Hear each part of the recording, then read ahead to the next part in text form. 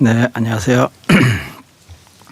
전번 주까지 해서 이제 달마 혈맹론 모두 다 같이 마쳤고, 오늘부터는 보조 스님의 진심직설을 보면서 함께 참고하는 시간을 갖겠습니다. 이 진심직설이란 참마음을 곧장 설하겠다, 군더더기를 붙이지 않고 핵심만 말하겠다는 뜻입니다.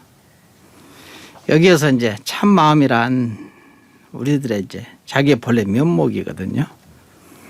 가지가지 이름이 이제 헤아릴 수 없이 나오는데, 진심직설의 이제 두 번째 단락에 참마음이 다른 이름이라는 제목으로 아주 잘 정리되어 있습니다.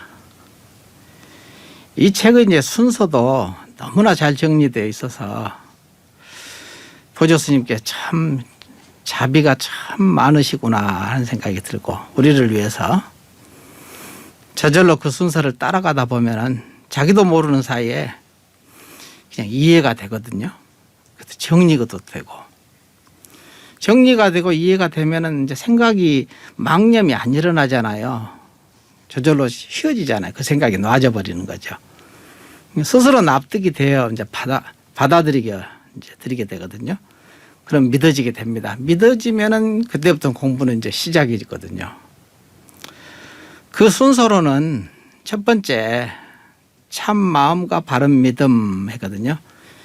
참 마음과 바른 믿음. 바른 믿음이라는 게 뭔가, 무엇을 믿는가, 어떻게 믿는가, 이제 이런 얘기죠.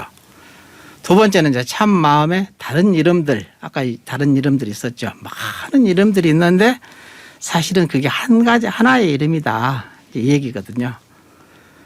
셋째는 참마음의 묘한 본체, 이게 묘체라 했거든요. 묘라는 말은 이제 있기는 있는데 보이지 않기 때문에, 상으로 있지 않기 때문에 묘할 묘자를 썼거든요.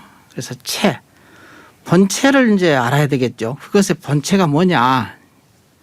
그다음에 네 번째는 참마음의 묘한 작용, 묘용 했거든요. 그 본체가 있으면 당연히 작용이 있어야 되겠죠.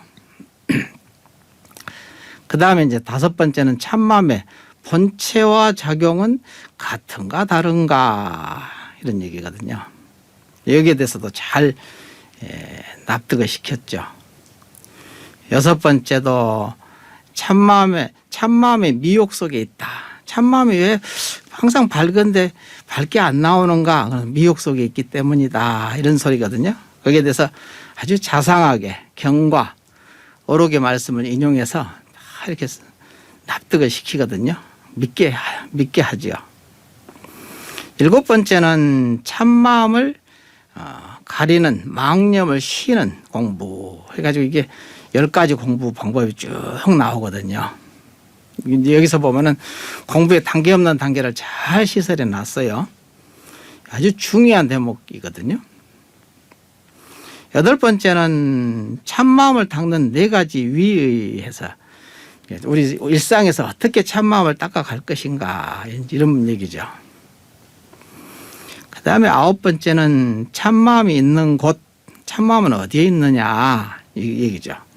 진짜 그 불성이라고도 하고 자성이라고도 하고 그것이 어디가 있느냐, 이 소리죠.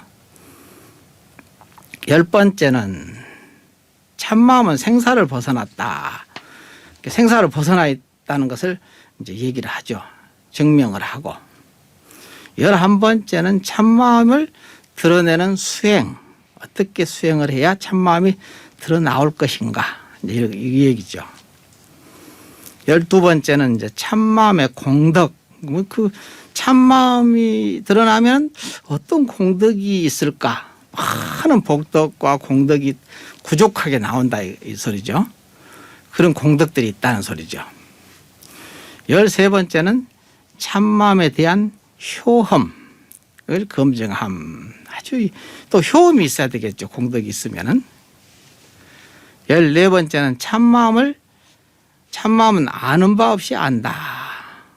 알미 없이 안다는 소리죠. 그게 이제 어떻게 알미 없이 안다고 하는가 하는 얘기죠. 15번째는 참마음이 가는 곳, 참마음이 이제 어디로 드러났으면은 이제 참마음이 또 어디로 가느냐. 우리가 죽어서 그럼 어디로 가느냐. 이제 이런 얘기죠. 이것까지 다 15가지. 이 등을 15단락으로 그다음에 이제 보조스님께서 당신 얘기만 하는 게 아니라 거의 대부분이 경전과 조사어록을 인용했거든요. 인용해서 잘 정리되어 있거든요. 당신 말씀을 하지 않고 이제 조사 스님들의 어록과 부처님의 법문을 의지해서 그 설명을 아주 자상하게 했습니다. 이 법문을 이제 듣는 이제 당사자들이 자기 마음 가운데에서 하나하나 잘 정리해 두면은 이제 우리가 이제 이 진도 나가는 대로 같이 나가면서 자기 마음 가운데서 낱낱이 이렇게 정리를 잘 해놓으면 스스로 마음이 번잡스럽지 않잖아요. 그다음에 의혹이 사라지거든요. 사라져서 마음에 망념이 없게 되거든요. 삿된 생각이 없다는 소리죠. 그러면 정견이 딱 서게 되고 정견이 서게 되면은 마음이 고요해지잖아요. 그래서 이제 말길이 끊어지고 생각이 자체가 그냥 쓰러져 버려서 곧바로 견성 체험하게 될 것입니다. 성인의 법문은 말씀 아래에서 문득 깨닫게 되는 공덕이 있습니다. 그래서 은하변호라고 하잖아요. 말 아래에서 문득 그냥 깨닫는다 이 소리죠. 깨닫게 하기 위한 방편입니다. 말씀이고. 그러므로 우리 수행자들은 성인이 열어주신 법의 문을 온통 믿고 받아들여 들어가기만 하면 그 세계, 진리의 세계죠.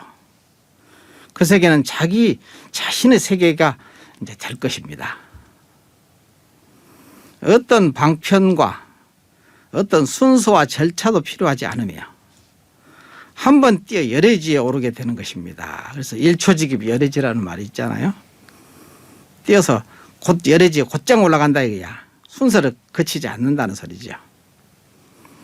우리 모두 한번 모두 발심하여 성인의 말씀과 하나가 되면은 우리가 이제 열애 가문에 태어났다고 하거든요. 생제 열애가 해서 열애 가문에 태어나서 견성 체험하게 될 것입니다.